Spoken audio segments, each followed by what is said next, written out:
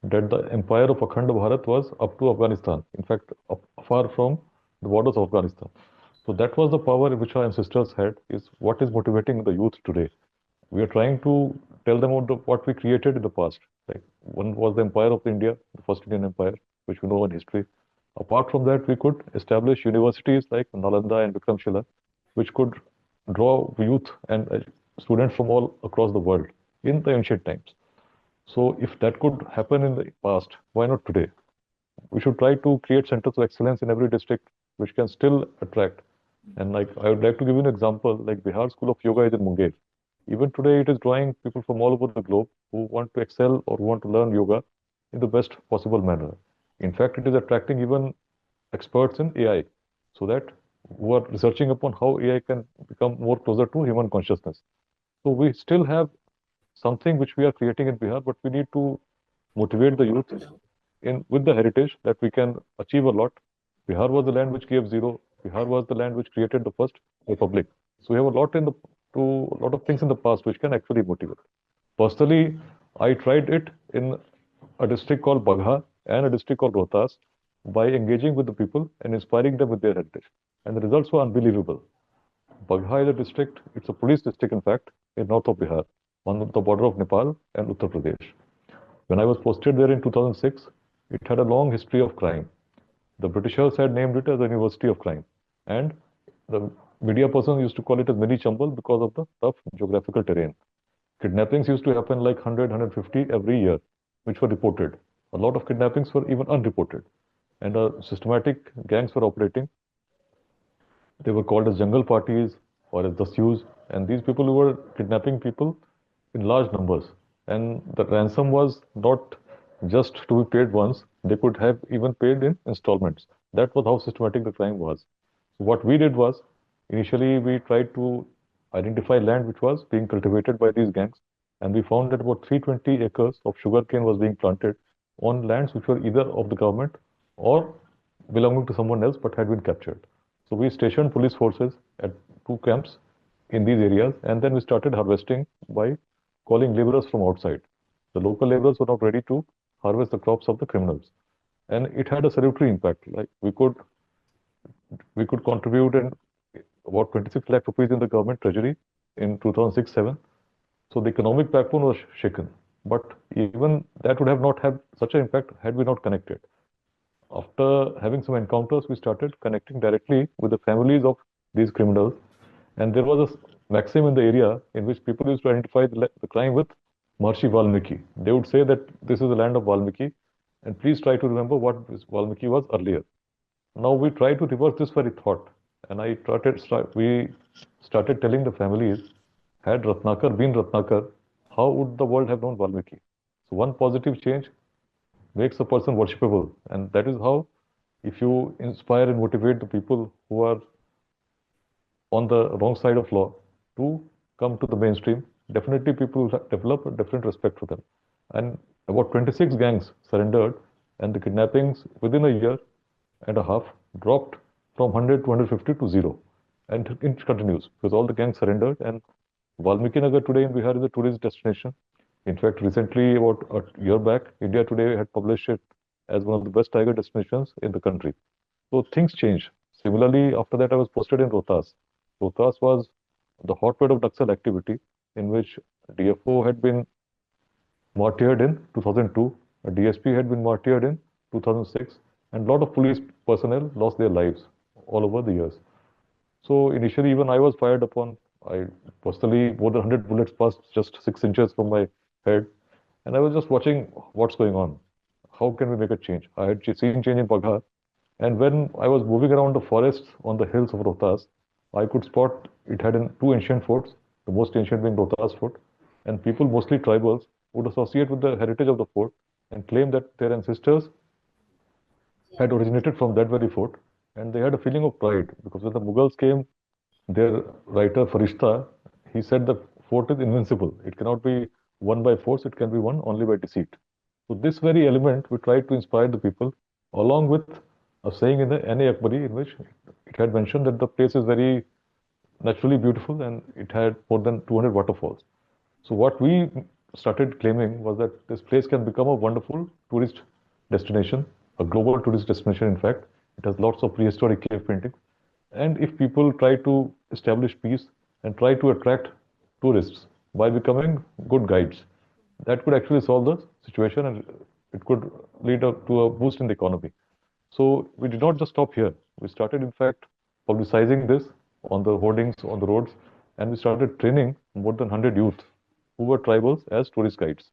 And this had a very unimaginable impact. All these people who became tourist guides were given bicycles, we gave them torches, and we gave them some tourist material, how to receive a terrorist, how to escort them, how to get facilities for them. This was something which was unthought of in the area. People would actually laugh, how can tourists come to a place which is seeing such violence?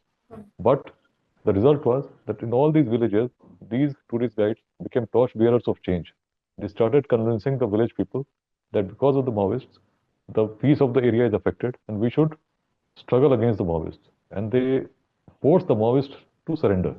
And this was unbelievable. Like when we started this campaign, within about 1.5 years, again, all the Maoists also were forced to surrender with the arms they had once looted from the police. So by connecting with heritage, I could see change coming very fast in two places which I had served, in Bagha and in Rohtas. And Bihar has a fantastic heritage all over in all districts. So a feeling that if people connect back with the heritage, Bihar today is backward. But there was a time when it was the center of activities in India, of educational activities, of political activities, and of cultural activities as well. So if this connects with the youth, with a feeling that we could actually see a resurgence of the past glory, it could really make a difference. And now that is how Let's Inspire Bihar. We are connecting with the schools, we are connecting with the colleges, we are connecting with all sections of society, and we are connecting not only in Bihar, but with the diaspora spread globally. And this very feeling that Bihar once had it, now today we are at the back, but we try, we can again be at the top again. So that is how we are trying to motivate youth. People are connecting. And one more important part is like what we are claiming is, or we are stating is, not just political change will result in the change that we desire.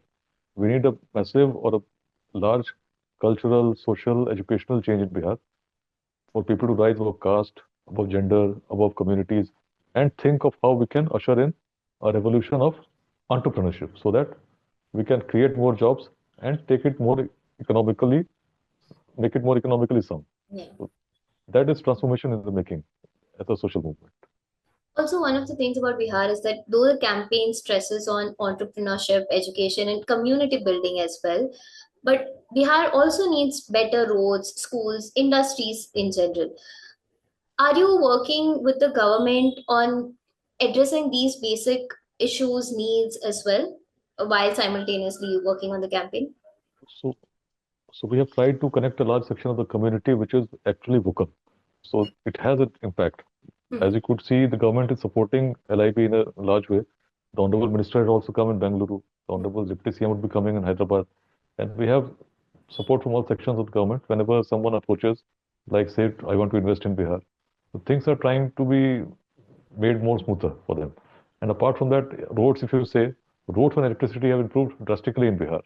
Bihar today, I would say, has one of the best roads in the country. And with more coming up in the next few years, you'll see a very radical change happening on the roads, also in the power sector. Like Bihar would soon become a power surplus state. So these things, when we hear of bad roads or bad electricity, that was less more than 2 decades in the past. If you travel in Bihar today, it has one of the best roads in the country. So things have changed, but industry is surely a lot of a lot of effort has to go in, and that is why we are trying to connect more minds together, trying to Through create the the right ecosystem for people to start up in Bihar. Also, Bihar has a history of caste and social divisions in the society itself. How is your development plan going to ensure that people from all communities are going to benefit equally from this Let's Inspire Bihar campaign? See, basically, we have tried to connect everyone, like all caste, all communities, and we are also connecting them with the message from the heritage of Bihar. Like, if you look at the heritage, Bihar had castes in the past, it has today. But casteism as it exists today was probably not existing in the past because if you see examples which Bihar gave, you see Acharya Chanakya not selecting a person from his own caste. Had he been a casteist, he would have looked for a prince from his own caste. But he looks for someone who is more talented. And that is how we have the legacy of Chandragupta Maurya. Similarly, if you see the rise of the Nanda dynasty, the Nanda dynasty was Nanda Vansh, जिसको कहते हैं, it was one of the lowest in the caste hierarchy. But still, it could rule, it could forge one of the mightiest empires of the time, was because such acceptance was existing in Bihar. Similarly, if you look at the history of Vaishali, you'll find people from different groups, different identities coming together and forging together a republic and working together in such a way that 7,707 Ganrajas used to be elected by the people and sent to Vaishali's main Santhagar, which was the open palace of Vaishali. And there they used to select the head of the republic.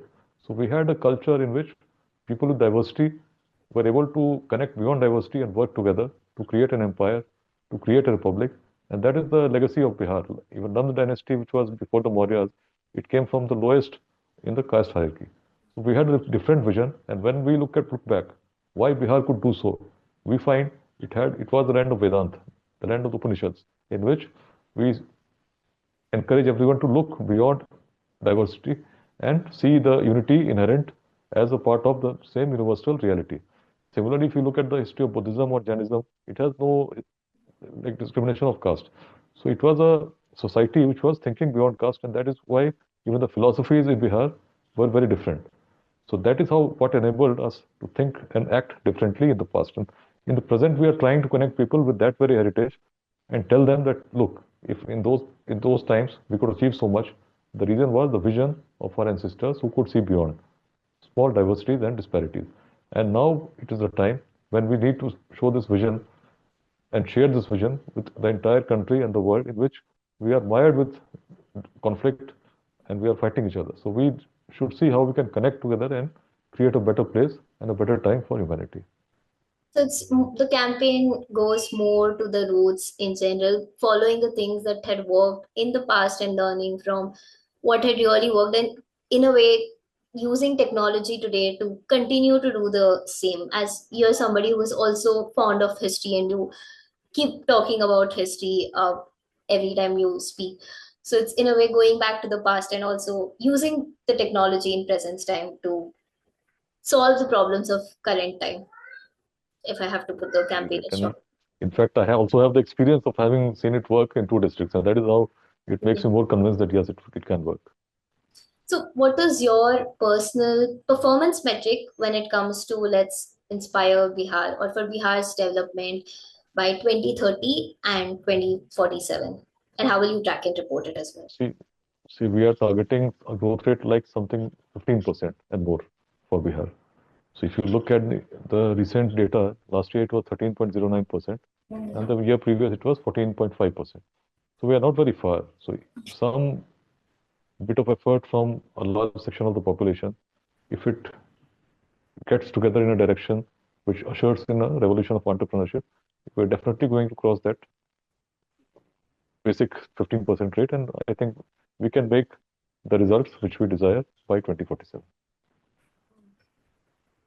Also, what will be your final message to the youth of Bihar, especially who are working outside of Bihar in Bangalore, Delhi, Hyderabad, metro cities, and what should they feel hopeful about the future after all these programs? First of all, I would say be successful by all effort that you can make. And once you are successful, please try to see in some way in which you can contribute back to the journey of Bihar, because the journey of Bihar is very important for the dream of a Viksit Bharat, a developed India by 2047. So it's about to again inspire and keep passing the torch forward to continue the good work. Definitely. We are like trying to connect the hearts and minds together in order to have a bright future. Thank you. Thank you so much, sir, for giving us your time. It was great talking to you. Thank you. Thank you.